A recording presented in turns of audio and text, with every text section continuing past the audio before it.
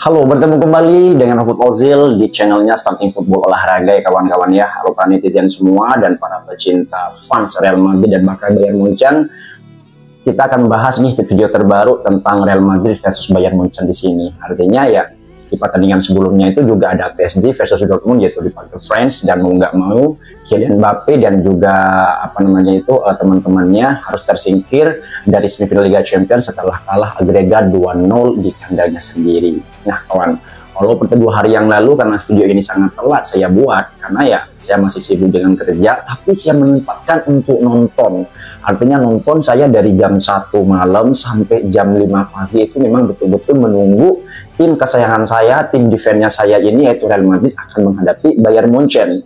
Nah, di pertandingan kali ini kawannya sebenarnya itu ya Madrid sudah dimasuk pada menit 70 itu sudah artinya tuh banyak mengatakan pesimis. Artinya pesimis karena Madrid sudah kebobolan yaitu oleh gol Alphonso Davies dari serangan balik. Karena saya bilang nonton Real Madrid jangan setengah-setengah karena tim ini tuh mempunyai kualitas yang sangat beda. Dia bisa comeback di menit-menit akhir dan pahlawannya siapa kalian tahu yaitu Joselu. Dan kita tahu Joselu adalah salah satu fansnya Real Madrid atau pemain Kastilanya Madrid dulu yang dipinjam kemana-mana, yang 2 tahun pula pemain satu ini menjadi penontonnya ketika Real Madrid berada di final itu di Prancis. Dan sekarang dia muncul sebagai pahlawannya Real Madrid ketika udah kebobolan 1-0 oleh Bayern Munchen. Apa saya bilang karena ya banyak orang yang mengatakan keriduan kemarin tuh banyak pertandingan kali ini penuh dengan kontroversi, pertemuan ada keputusan wasit yang sangat salah. Berarti kalian itu nggak nonton dari awal. Kalau cuma nontonnya dari TikTok, dari dari video-video short mengatakan itu adalah offside, padahal tidak, itu onside. Kita membahas dulu dari babak pertama. Babak pertama Madrid betul-betul itu mendominasi permainannya ketika melawan Bayern Munchen ini. Artinya apa? Leroy Sané, Musiala, dan bahkan Harry Kane itu tidak nampak dan kelihatan terbuka. Artinya Real Madrid ketika melawan Bayern Munchen di sini babak pertama itu tidak bermain tutup, dia tetap bermain terbuka dan mengandalkan pressing dan counter attack ke depan. Mulai dari pergerakannya Vini, mulai dari pergerakannya Rodrigo dan bahkan Jude Bellingham. Tapi untungnya di sini Manuel Neuer di sini tuh tampil agresif dan tampil ya cukup prinsipnya banyak di situ. Mulai dari nepis tendangannya Vini, mulai dari mengeblok tendangannya Rodrigo dan bahkan ya banyak peluang-peluang yang terjadi babak pertama. Walaupun secara ball position di situ Real Madrid mampu bermain separuh lapangan ketika membombardir Bayern Munchen di sini. Lihat ini kawan, kenapa? Trisula yang berada di depan antara Vini, Bellingham dan Rodrigo itu betul-betul ya membuat repot lini pertahanannya Bayern Munchen, apalagi secara kualitas. Real Madrid di sini itu mempunyai pemain secara individual yang sangat bagus dan bisa mengerti satu sama lain, apalagi dibantu di tengahnya itu yaitu Toni Kroos. Toni Kroos di sini bukan tipe pemain yang selalu membuat serangan ke depan, tapi dia itu membangun build up bola ke depan.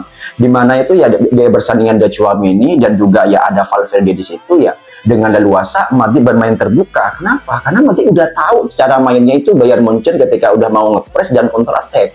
Lihatin ketika Bayern Munchen itu ada peluang sebenarnya Harry Kane atau ada umpannya Gnabry di situ itu sangat bahaya loh. Tapi untuk masih melebar di babak pertama seumpama di situ tendangannya Harry Kane babak pertama itu tidak melebar mungkin bisa masuk. Mungkin nggak bisa menghalau bola yang sudah ditendang oleh Harry Kane. Tapi sayangnya ya di sini Gnabry itu keluar ya karena memang dia nggak fit di pertandingan sebelumnya, memang kurang fit, makanya dia diganti oleh Alphonso Davies. Ya tim, kenapa? Madrid ini memang punya kualitas dan itu pun terjadi pada musim 2022 ketika di comeback yaitu City. Ya mungkin nggak jauh beda lah, artinya itu ya comebacknya Madrid ini melawan Bayern Munchen dan juga comebacknya melawan Man City. Kalau Man City kan dulu itu ada Rodrigo yang comeback yang memang dibilang itu ya si hamanya Madrid di sini itu betul-betul ya menjadi mimpi buruknya Man City. Dan apa kata Pep Guardiola? Kalau misalnya klub kalian itu masih unggul 1-0, jangan bahagia dulu, jangan senang dulu. Kenapa? Karena musuh kalian itu Real Madrid. Salahnya di babak kedua, malahan Thomas Tuchel menggantikan Leroy Sané dengan Kim Min-jae, memainkan 5 back. Dan juga ya masuk 83, ada Musiala juga cedera, Harry Kane diganti Thomas Müller. Dengan leluasa Real Madrid udah tahu pergantian dia akan main defensif, semakin merajalela untuk menyerang pertahanan Real Madrid. Apalagi ya ini serangnya Real Madrid di sini tuh menyerang pertahanannya Bayern Munchen itu betul-betul ya membuat apa ya, banyak peluang yang terjadi. Tapi sayangnya di babak kedua menit 60-an di situ ada Alphonso Davies ya, mengandalkan counter attack ke depan. Di situ ya mampu menggocek seorang Rodriguez yang tidak bisa dihalau oleh si Lunin. Itu gol kelasnya banget loh.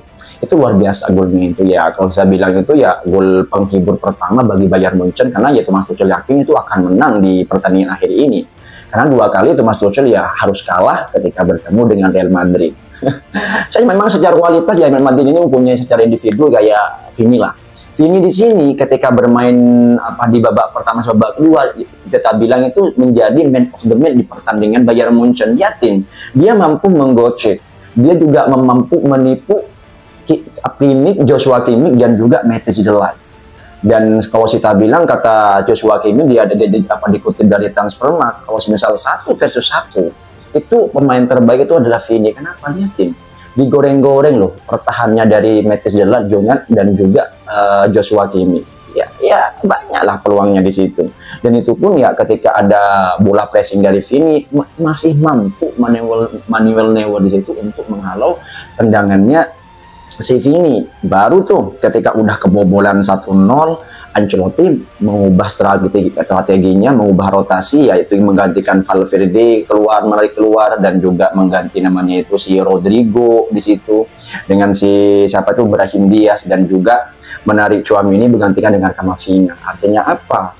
Kartu as terjadi di babak kedua yaitu menit 88 ketika Jose Lu menerima bola rebound yang ditendang Vini dari luar kotak penalti, dan itu betul-betul Manuel Neuer itu tertekan dan merasakan gugup. Kenapa? Dia tahu sendirilah mainnya di Santiago Bernabeu, dan juga seberapa banyak fans ultras dari Madrid ini mendukung penuh Real Madrid sampai detik-detik terakhir. Dan itu terjadi menit 88. Jose Lu muncul, dia sebagai pemain pahlawannya Real Madrid yaitu di semifinal Liga Champions. Kalau semua Madrid tidak ada golnya Jose Lu, mungkin masih akan tersingkir, yaitu pulang di kandangnya sendiri. Ya. Disitulah keajaiban pun datang. Saya pun ya juga heran. This is a miracle club. Karena ya stupidnya Thomas Tuchel itu kenapa kok mengganti Kim Min-jae? Kenapa kok mengganti Leroy Sané dengan Kim Min-jae? Udah tahu menitnya masih berjarak waktu 21 menit di situ. Bermain defensif. Kalian tuh masih unggul 1-0. Kalau misal 2-0 oke lah kita mau defensif, masih bisa bertahan. Tapi ini Real Madrid, si Raja comeback. Dan sudah terjadi, bukan Tuchel kok yang kena comeback. Pep Guardiola pun pernah comeback, apalagi Diego Simeone kan pada tahun 2014 di menit akhir dulu pada tahun itu ya juga asli dari Luka Modric untuk bisa mencetak gol itu Sergio Ramos tandukan juga kena comeback. Juventus pada zamannya Buffon juga kena comeback. Lihatin apapun yang terjadi ketika kalian masih unggul 1-0 dan musuhnya kalian Real Madrid, jangan pernah bahagiain dulu sebelum itu selesai. Selesaikan dulu pertandingannya, selesaikan dulu pun ya hasilnya. Dan itu terbukti pada Man City pada tahun kemarin.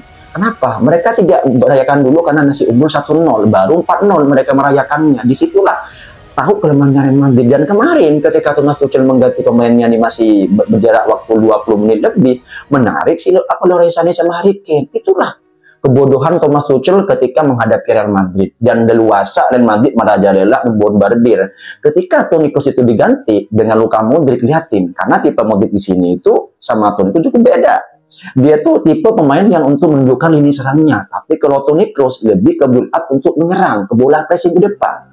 Memang nggak ada ya umpan pressing yang berbahaya dari Toni Kroos kemarin, cuman ya Toni Kroos di sini itu yang pemain yang IQ sangat tinggi untuk memberikan umpan sangat matang. Cuman ya Valverde itu kurang kelihatan di situ. Cuman dia secara defensif masih bisa menghalau dari serangannya Bayern Munchen. Dewasa loh.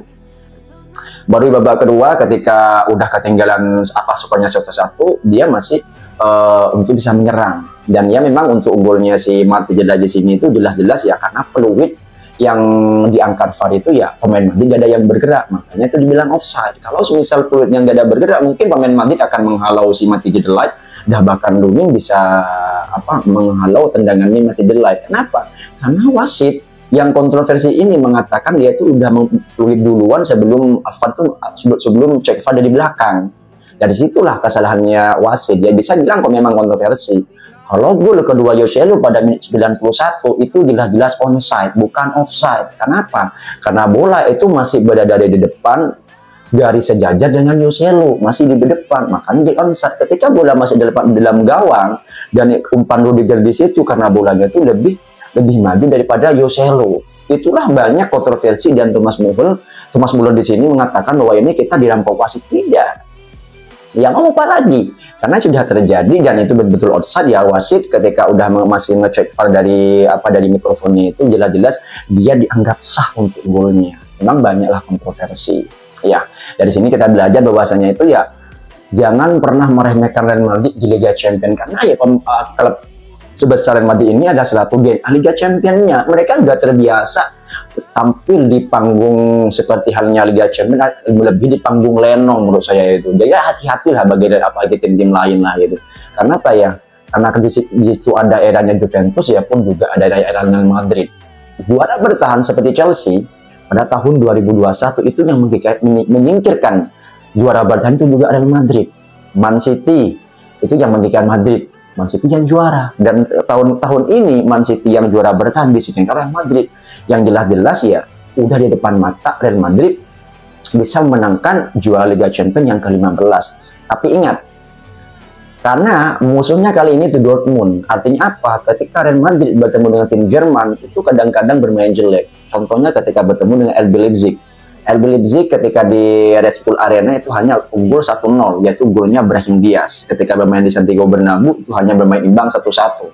Karena di sini Madrid bermain jelek, main bagus. Karena kebanyakan dari dulu ketika tim Madrid ini bertemu dengan tim Jerman selalu bermain jelek. Apapun, bukan Bayern Munchen pun di situ yang terjadi. Dulu pernah melawan Wolfsburg juga bermain jelek.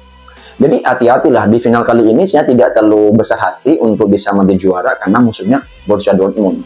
Dortmund kali ini ya kita lihat kayak Jadon Sancho, Sabitzer, dan juga Karim Adeyemi juga tampil luar biasa. Dikenal Dortmund untuk tahun ini itu adalah 100 tahun di mana pemainnya itu adalah bertahan yang cukup luar biasa ya. Jadi untuk tim Madrid hati-hati, final untuk Wembley tahun ini ya mungkin bisa bilang 70% Madrid bisa juara, tapi hati-hati.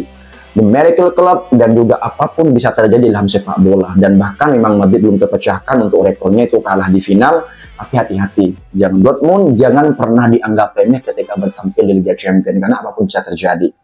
Ya, untuk video kali ini mungkin itu saja yang bisa saya sampaikan. Jadi monggo dikasih komentar apa pendapat kalian, apakah ini untuk golnya Manchester United benar-benar onside ataupun tidak, ya apa memang golnya si Joselu ini offside, dan itu ya boleh kalian berkomentar di sini. Cuman kalau kalian hanya menonton di TikTok tidak menonton sampai menit akhir, mungkin disitulah kontroversi yang terjadi, dan ya kita harus terima adalah di mana itu ya Bayern Munchen harus takluk oleh King UCL yaitu Real Madrid di Santiago Bernabeu. Salam olahraga dan bertemu di video selanjutnya.